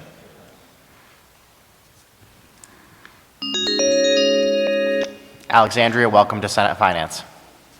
Hi, how are you? Thank you for having me. Thank you for joining us. Please proceed. So I'm here to testify upon the passal of the bill. We have so many low-income families in the state of Rhode Island. As an outreach worker and a activist who, really wants to just support the community as a whole, the gaps that I see is the income gaps, the gaps of classification, and how we as individuals feel that we classify ourselves in certain systems, in certain programs, in certain regulations. So I feel like this is very important that this passes, because how many single moms out there feel inadequate that they can't pay an electric bill? So like somebody like me who's working 2 jobs at a time, 4 jobs, just to pay my $444 gas bill, and then I have a $356 every month electric bill, and then I still have to pay for my rent. I still have to pay for car insurance. I still have to pay for gas in my car, and I got kids, so then diapers come into play, and God forbid I need childcare. So I just think that looking at this bill will allow people to actually not get a handout, but like a hand up. Like, we need to be able to boost people mentally as well as physically. And if we can do this, this will probably allow people to then in turn maybe look for that better job, to continue to be a successful person. So I really hope that this bill passes, and thank you so much for allowing me to testify. Thank you so much, Alexandra. We do appreciate your testimony this evening. Thank you. Next testify is going to be Nina Wolf Landau, also in support. Nina, welcome to Senate Finance. Thank you so much. Hi, everyone. My name is Nina. I'm a Providence resident and a climate activist. I'm here tonight to testify in support of Senate Bill 584 for the percentage income payment plan. I'm sure you've heard a lot of really compelling testimony tonight, so I'll keep this brief. The George Wiley Center and many activists and advocates have long been fighting for our Rhode Island percentage income payment plan as a way to protect low-income Rhode Islanders from shutoffs. We know that utilities are a basic part of living and are something that everyone should. And the current pricing structure is a really, really unjust cost burden on low-income families, percentage of their income spending on utilities. As a steady middle-class income, I know that I still feel a burden of utilities, but it is in a way similar to what working families and lower-income folks are paying for their utilities. Centers to support this legislation and to really think about the lights in the house and the heat and the water and these things. And the one in the side access to utilities.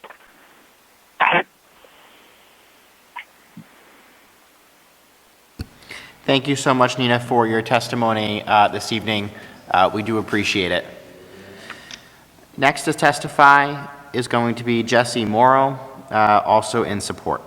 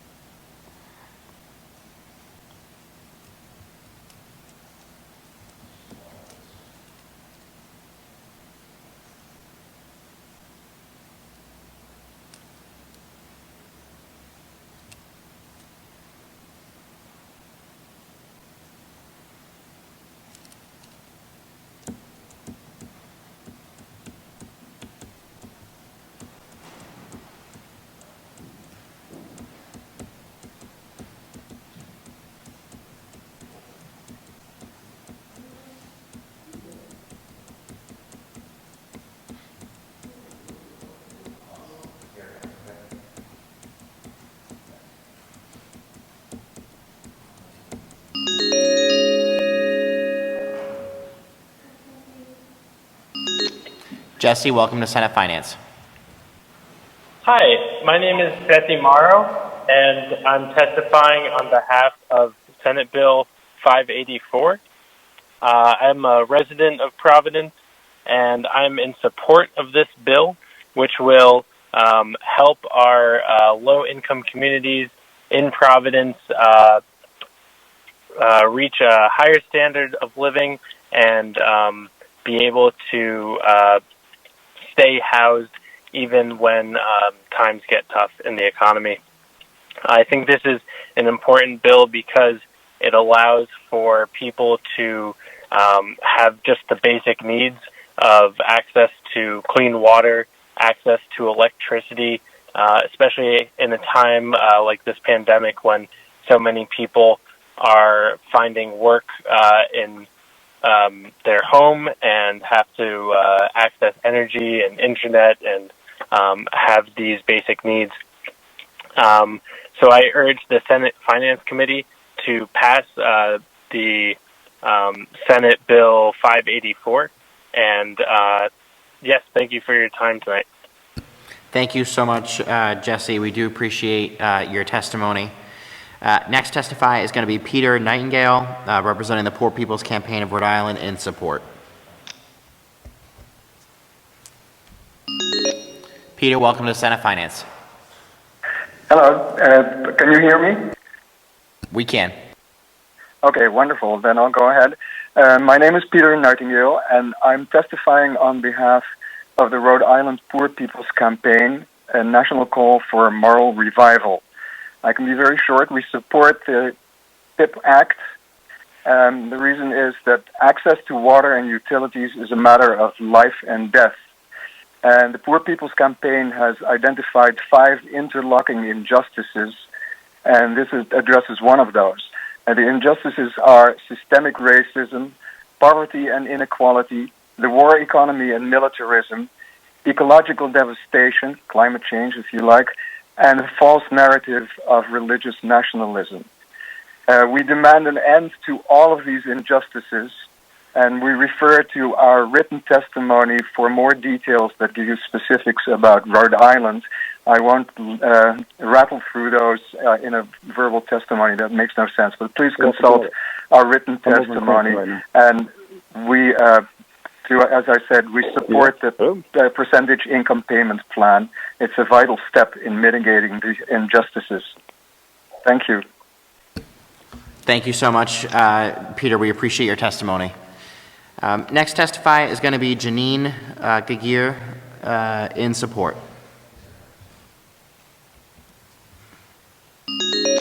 Janine, welcome to Senate Finance. Yes, my name is Janine Jagir-Gagnon, and I'm testifying in support of Senate Bill number 584. Our society is based on inequity, and this does not make sense to me. We decide whose job is worth more than another person. A person who has a job with status can negotiate a salary and benefits and perks that are paid for by taxpayers or big companies. An example of this is the new president at URI, who has negotiated a salary of $500,000 with many other perks, including a house and a car. Low-income households don't have the status to negotiate the amount that they get paid if they even have a job. If these negotiations can happen for one man, why not for poor people or poor people with limited income to get a cap on their utility bills? Poor, elderly, and people who suffer from poor air quality and pollution and heat in the summer face death if they have no electricity to power a fan or air conditioner, or even to get heat in the winter. This bill will ensure that the utility companies would cap the cost of utilities. All people in the state of Rhode Island with limited income need affordable utilities. This will help in making difficult choices about which bills to pay: food, health care, prescriptions, rent, or utilities. Utilities should be a right. Having electricity or heat or air conditioning so that people can have good air quality to breathe. This should be a right. It should not be, the utility company should not have the power to shut down utilities. Thank you. Thank you so much, Janine, for your testimony. We do appreciate it. Next testify, the next person signed up to testify was Jessica Brandlett, but unfortunately she was not available.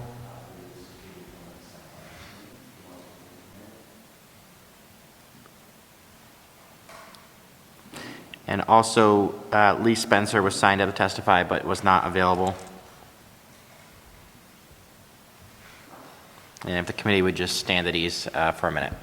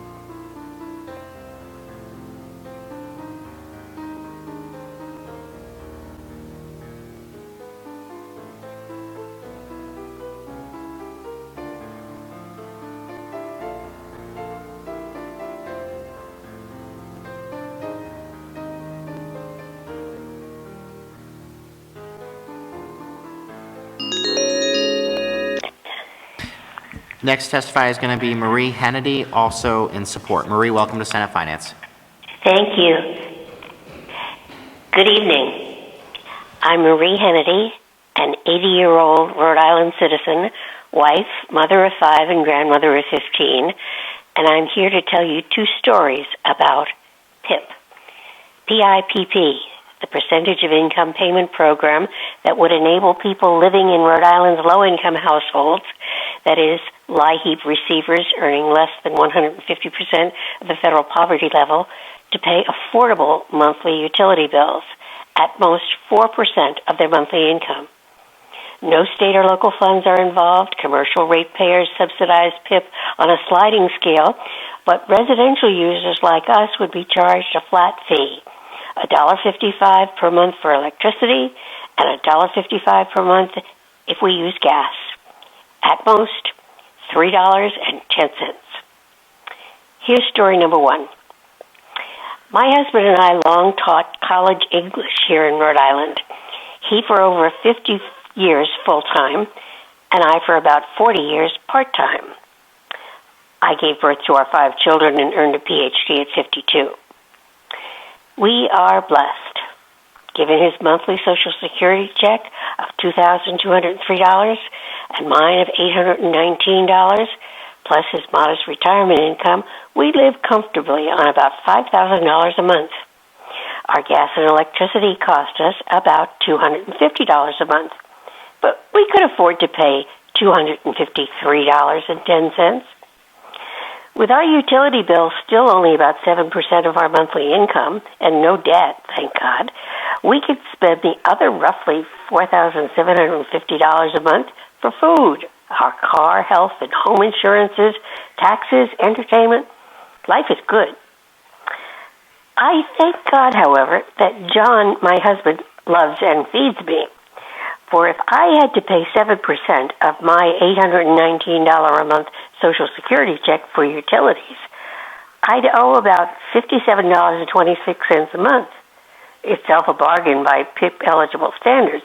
But with PIP, I pay only 4% or $32.76 a month, leaving me all of about $786 a month for rent, food, and little else.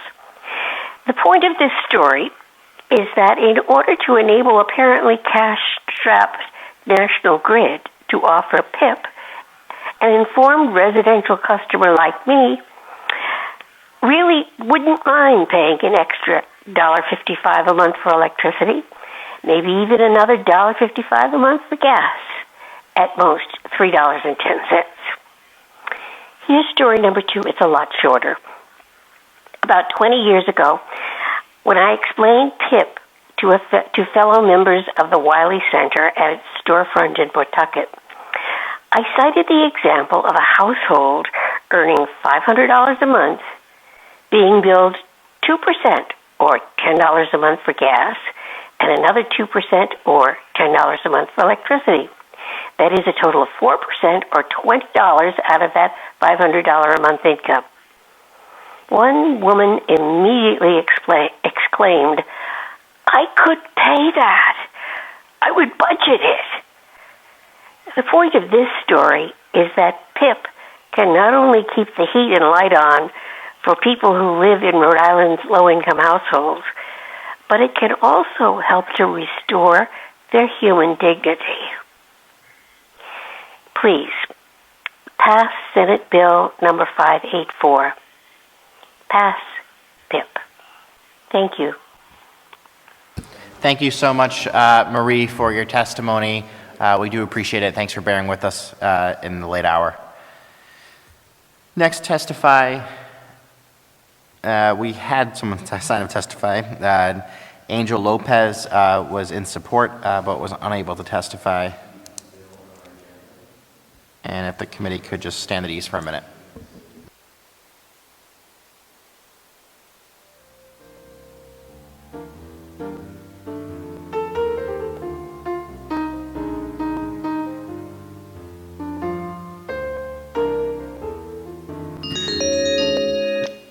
Also, that was signed up to testify was Stephen Baker in support, but was not available.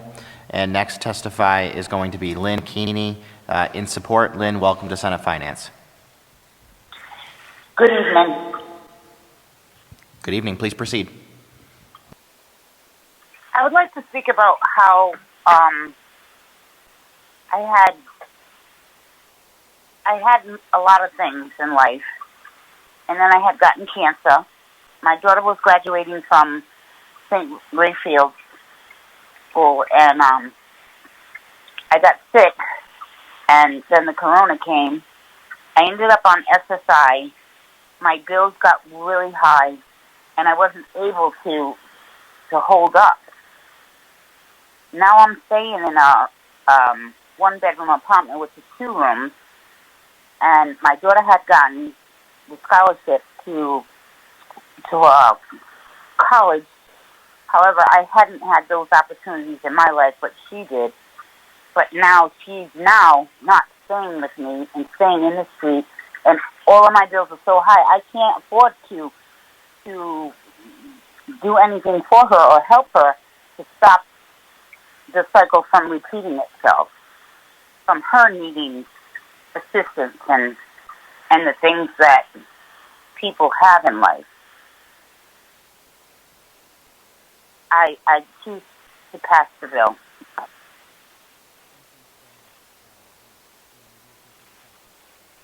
Thank you, Lynn, so much for your testimony. We do appreciate it.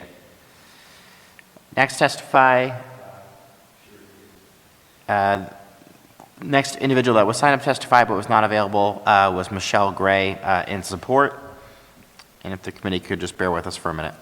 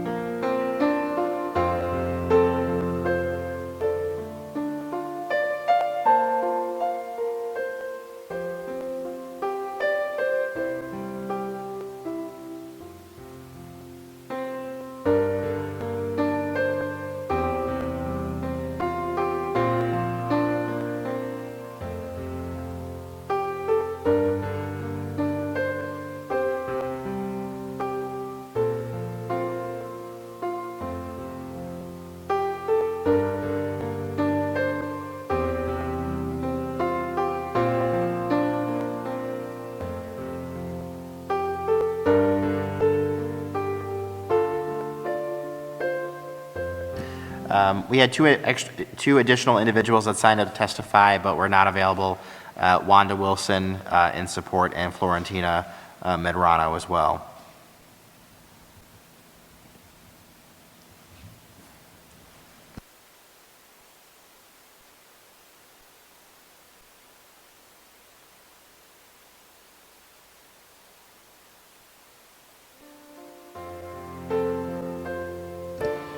Next testify is going to be Jennifer Wood with the Rhode Island Center for Justice in support.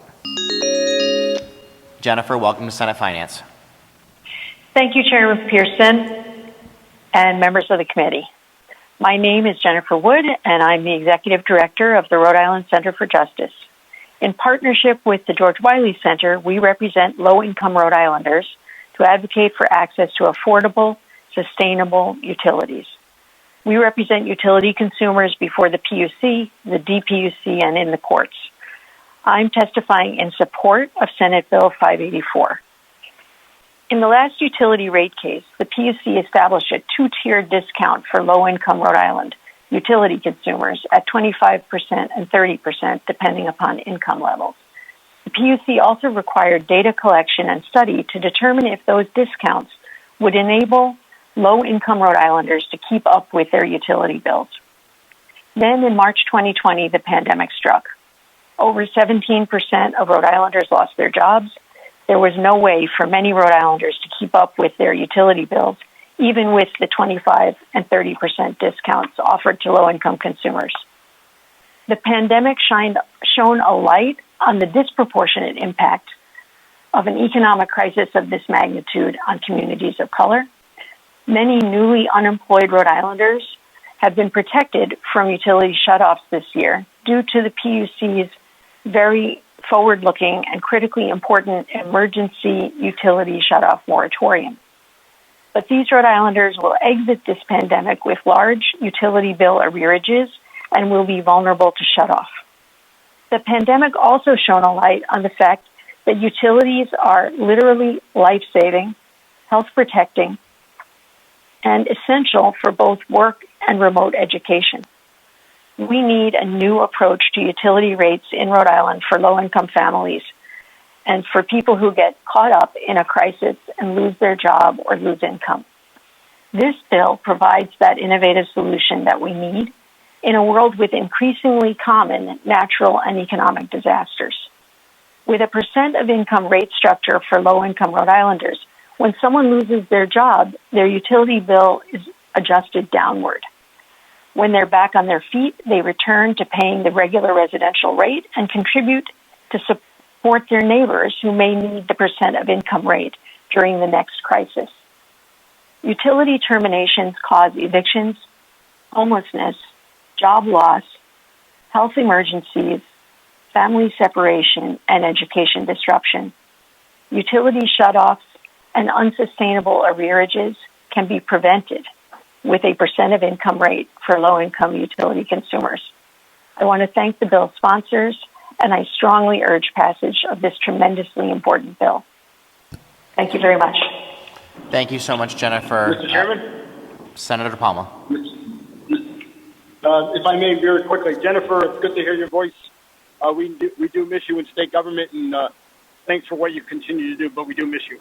Thank you, Chairman. Thank you, Senator. It's great to hear your voice as well. Thank you so much, Jennifer, for your testimony. We do appreciate it. Next testify is going to be Ian Lawson, also in support.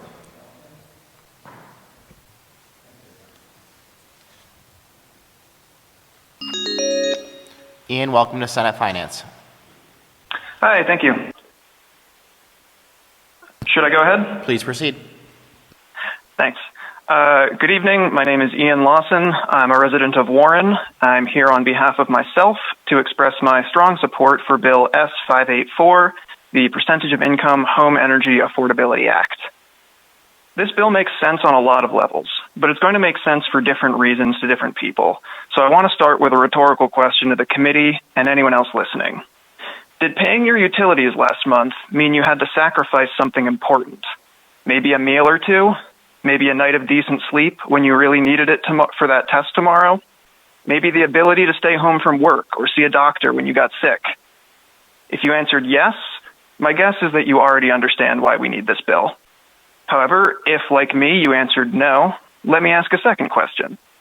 How many times in the last month did you spend an extra $3 for some minor convenience?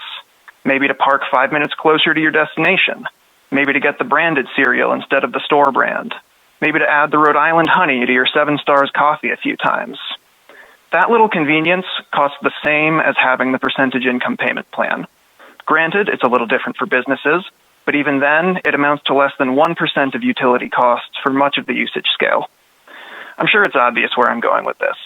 The percentage income payment plan effectively asks to take a negligible contribution from many in order to support a life-changing, potentially life-saving difference for the relatively few who need it. And let me be clear, this isn't charity. This is a small change to restructure a market system that should have been set up this way from the start.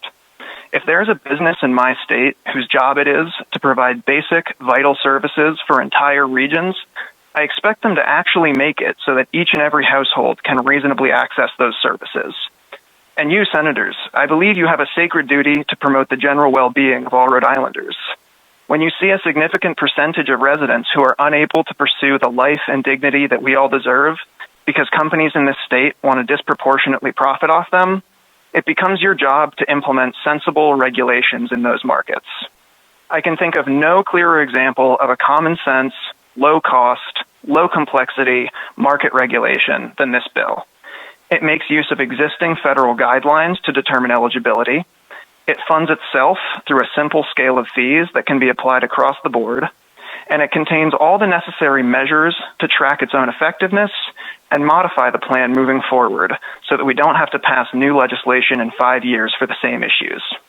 So please, I urge everyone on this committee to take this small but very important step that so many of your constituents are relying on you to take and help pass Bill S-584. Thank you.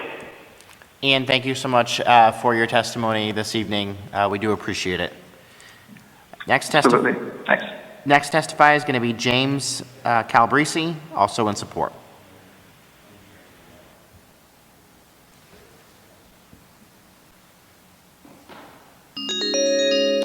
James, welcome to Senate Finance.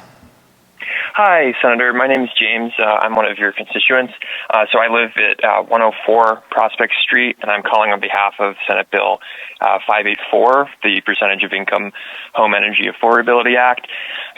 The PIPP will allow low-income households to pay affordable utility bills, capped between 2 to 4% of our monthly income. And every day that this bill is not in place in Rhode Island, low-income families are paying disproportionate percentages of our monthly income towards utility bills. I personally had the pleasure of being an essential worker working at Domino's during the pandemic for some time, and me and my colleagues routinely had trouble paying just our regular bills, trying to pay for our phone bills, supporting our family, supporting our kids. One coworker consistently had to have their kid in the car with them while delivering for Domino's.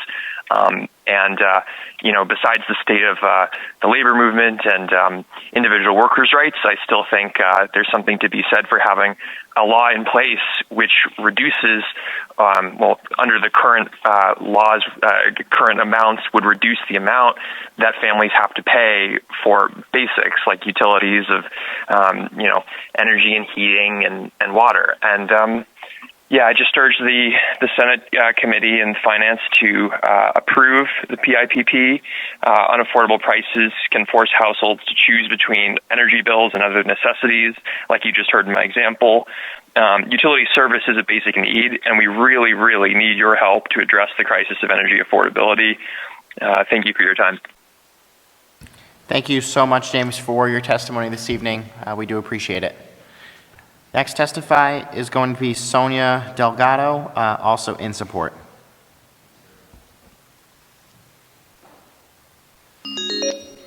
Sonia, welcome to Senate Finance. Hi. Please proceed. Yes? Please proceed with your testimony. Okay, I'm sorry, about the light. I'm not sure I'm confused. You've signed up to testify in support of a Senate Bill 584 relating to the payment plan for utilities? Yes, well, the only thing I could say that it's kind of a little hard for me because I get disability, so it's kind of, sometimes, I get disability, so sometimes it's kind of hard for me to pay the utility bill because it's so high.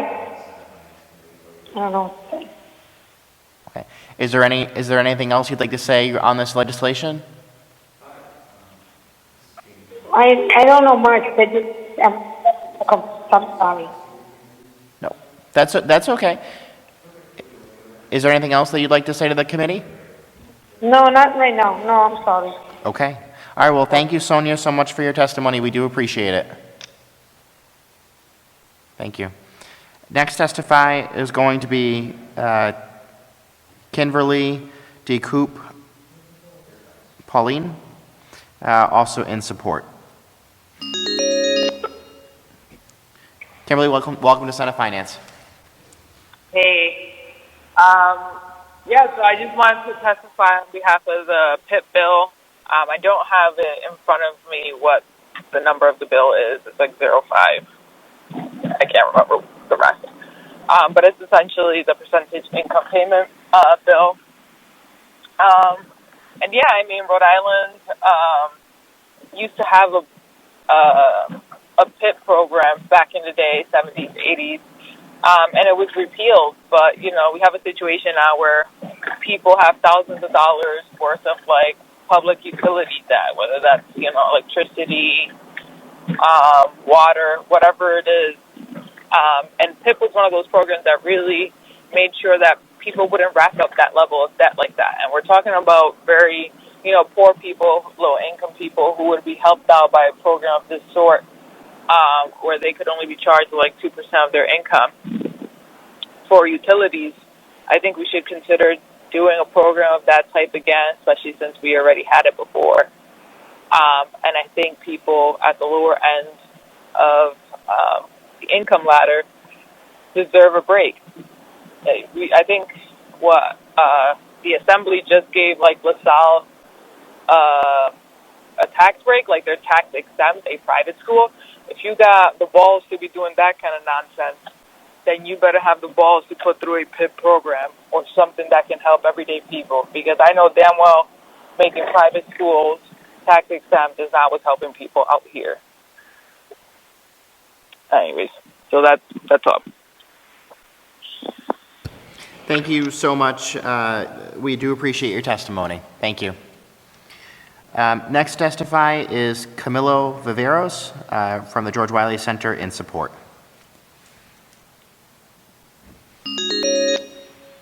Camilo, welcome to Senate Finance. Thank you, Chair Pearson and Senator Sanowski and the whole committee and the clerk, too, for your patience and listening to all the testimony tonight. Every day at the George Wiley Center, we talk to folks that simply want to just be able to afford their bills. And you're giving folks this, an opportunity to make a decision to have a program that we used to have here in Rhode Island. So when Lincoln Chafee was mayor in Warwick, he started a pilot program which lasted for 6 years and expanded statewide. There are still some members of the George Wiley Center that remember how well that program worked that expired in the mid-90s. Since then, it's expanded to a dozen other states, including states like Ohio and Nevada. So we're trying to bring back a tried and tested approach that would help alleviate a lot of the suffering that is happening and also help taxpayers no longer subsidize the unfair consequences of these mass terminations. So, who pays for the bills of foster children, right, that are taken out of their homes when their parents can't afford utilities, right? Who pays for the elderly when they're pushed prematurely into nursing homes? Who pays for folks who are pushed into hospitals because they are facing shutoff or pushed into shelters? So all of these costs that are borne by the taxpayers could be relieved. And never mind the cost of sending a truck to shut somebody off, rather than allowing them to continually pay an affordable rate, right? When you send a truck to somebody's house to shut them off, you make it impossible for them to be able to actually contribute every month, right? And some of our members have been living without utilities for weeks, months, even years, including during the pandemic. How many times did all of us hear how important was it for us to wash our hands with warm water? So we've heard from a lot of folks here about the multiple crises that folks are facing, especially under the pandemic. Legislators, thanks to the supporters on this committee and the Senate at large, have an opportunity to really make a logical choice, bring back a program that really is sound, that's been tested. We had it here. It's common sense. Like many people have said, every month that goes by that we don't have this program, it's really unfair and discriminatory, I would say, to low-income people who are paying disproportionate rates. It's like a reverse Robin Hood, right, where low-income people are bearing a disproportionate amount of cost. So this would simply bring some fairness. It certainly wouldn't jeopardize the profits. It would make the utilities whole. We're happy at the George Wiley Center to work with other stakeholders to consider proposals to anything that would be in the same intent to hold true to our intent. We're happy to work with folks on a sub-A if necessary. We just want to get this done because we really can't wait another year. Like Jennifer Wood said, if the moratorium ends, people are going to be facing mass terminations, which really are going to not only do harm to our families and friends and members of the George Wiley Center, but, be very expensive. So we're trying to, cure this with an ounce of prevention where everyone could contribute and help solve this dilemma, help break that cycle of shutoffs that really is unnecessary and man-made, right? So we have an opportunity now to make that difference, to bring this policy into effect. We need it now more than ever. So we're asking for your support for Senate Bill number 584. Thank you so much. Thank you so much, Camilla. We do appreciate your testimony on this. Thank you very much. Next testify is going to be Curtis Fisher with the National Wildlife Federation in support.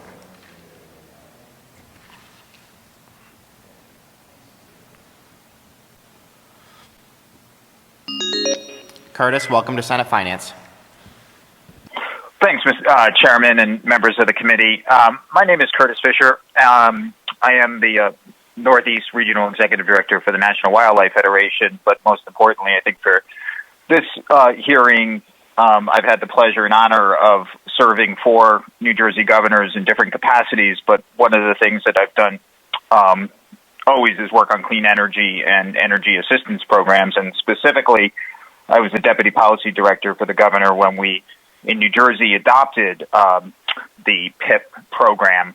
And I just wanted to share, building off the amazing testimony of so many people that you heard today from someone who's been in government, looked at these issues, and New Jersey adopted a very strong program over 15 years ago. And I just want to make sure that you hear the message that, if there was any one energy assistance program that you should support, it should be this program.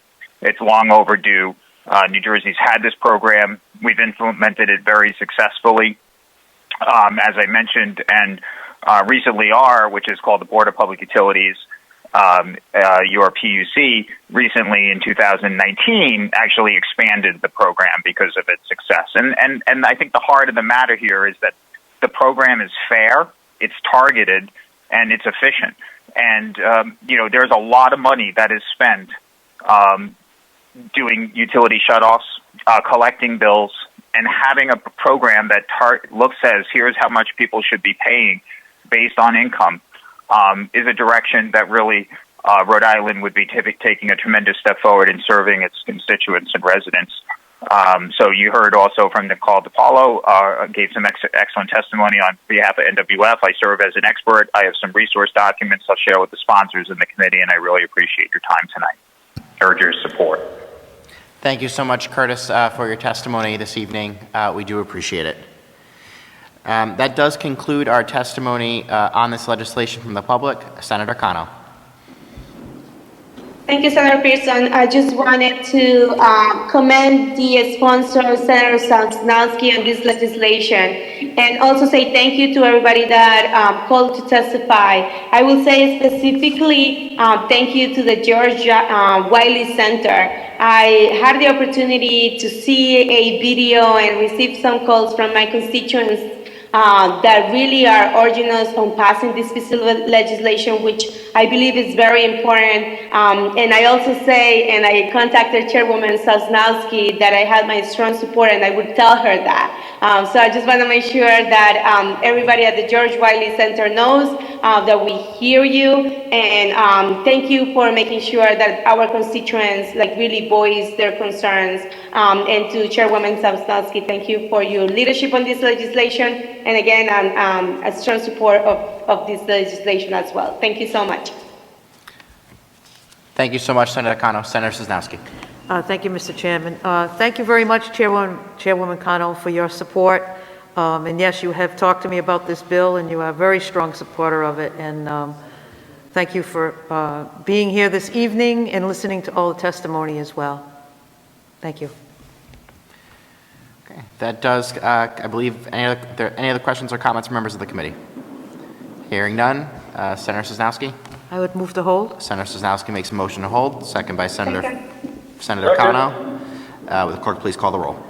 Chairman Pearson. Yes. Senator dePalma. Yes. Senator Felag. Yes. Senator Acosta. Yes. Senator Cano. Yes. Senator Murray. Yes. Senator Seveny. Yes. Senator Sosnowski. Yes. 8 in favor, 0 opposed. Thank you, Mr. Clerk. Next on our agenda is Senate Bill 761 by Senator Miller, an act relating to public property and works, state purchases, prohibits the use of state funds to purchase single-serving bottled water or single-use plastic bags or expanded polystyrene. Senator Miller, unfortunately, is running his own committee and Health and Human Services, but did ask us to ensure the committee knew of his full support on this. We also do have one witness that did sign up testify, but ended up providing us written testimony. Kevin Boudris with the Conservation Law Foundation in support of Senate Bill 761. Motion to hold. Senator Felag makes a motion to hold, second by Senator dePalma. Will the clerk please call the roll? Chairman Pearson. Yes. Senator dePalma. Yes. Senator Felag. Yes. Senator Acosta. Yes. Senator Cano. Yes. Senator Murray. Yes. Senator Seveny. Yes. Senator Sosnowski. Yes. 8 in favor, 0 opposed. Thank you, Mr. Clerk. That does conclude our agenda for this evening. Senator Cano makes a motion to adjourn, second by Senator Sosnowski. All in favor? Aye. Thank you, everyone. Have a great evening. Well done. Well